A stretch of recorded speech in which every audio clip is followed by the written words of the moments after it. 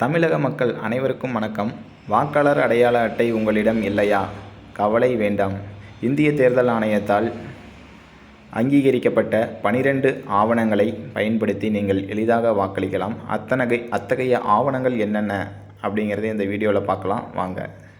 ஆதார் அட்டை, ரேஷன் அட்டை, மகாத்மா காந்தி ஊரக தேசிய வேலைவாய்ப்பு அந்த அட்டையை பயன்படுத்தியும் நீங்கள் வாக்களிக்கலாம்.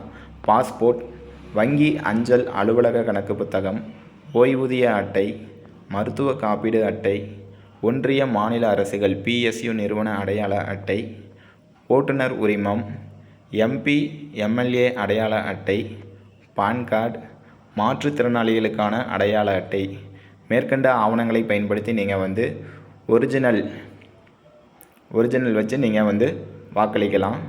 தேர்தல் நாள் 23 ஏப்ரல் 2026. இதில் பின் குறிப்பு ஒன்று கொடுத்துருக்காங்க பாருங்கள்.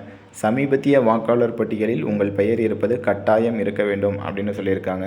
மேற்கொண்டு உங்களுக்கு ஏதேனும் சந்தேகம் இருந்ததுன்னா கட்டணமில்லா வாக்காளர் உதவி எண் 1950 அந்த நம்பருக்கு நீங்கள் கால் பண்ணி உங்களுடைய சந்தேகங்களை நிவர்த்தி செய்து கொள்ளலாம்.